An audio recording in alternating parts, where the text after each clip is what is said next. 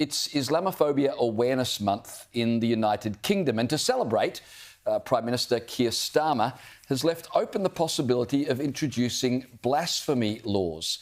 He was asked in Parliament today by one of his own Muslim MPs if he would commit to criminalising the desecration of religious texts and the Prophet. And Keir Starmer seemed way too inclined to oblige. Have a listen. Will the Prime Minister commit to introducing measures to prohibit the desecration of all religious texts and the prophets of the Abrahamic religion? We are, as I said before, Mr Speaker, committed to tackling all forms of hatred and division, including, of course, Islamophobia in all of its forms. Just before we get into the discussion on this, I just should point out the sleight of hand by Tahir Ali, who asked the question. He's a Muslim MP.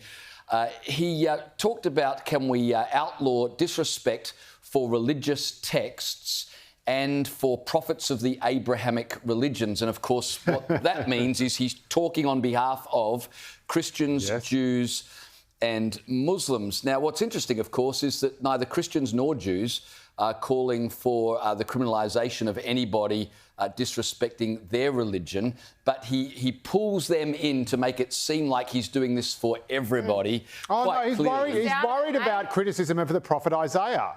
Sure. Yeah. Everyone knows. It's obviously Isaiah. That was the first one that came to my mind. Who were you thinking of? Well, it's also nonsensical because Christians believe Jesus is God in human form. Muslims do not believe that at all. They just believe he's a mere man, though a very good one.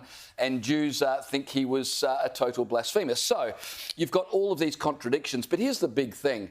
What he's asking for is not for people to be protected.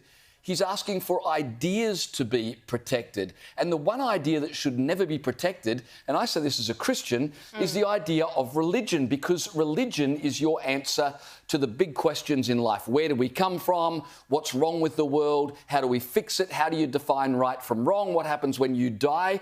If you can't discuss those questions openly, then it pretty much makes it impossible to talk about anything meaningful at all. And that's what he's asking for, and that's what the UK Prime Minister is saying he is open to doing, to outlawing any disrespect of religious ideas. You can't have a free society in which religious ideas are unable to be critiqued, criticised, and, if you want, mocked.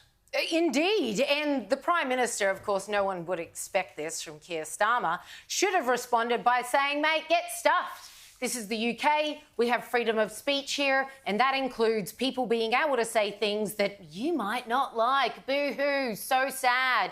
This very word, it would have been a weird thing to say to his own MP, but is utterly ridiculous, right? Because a phobia is an irrational fear, and I genuinely get hot under the collar when I consider that people in the UK are being lectured on Islamophobia on the daily, when these guys have copped it, when we talk about terrorist attacks on their own soil, all by radical Islamists. Back to 2006, we've got 52 dead in the July London bombings in the tubes. We all remember that one.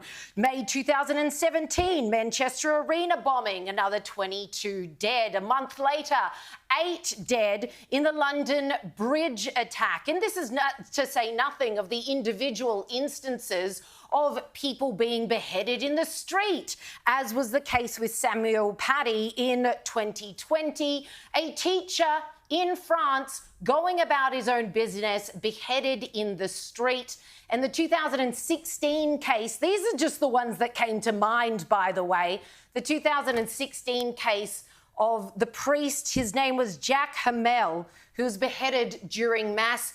And, of course, most recently, they're still coming to mind, ladies and gentlemen, the Southport case, where we had 3 little girls killed by a guy who had in his possession an Al-Qaeda training manual.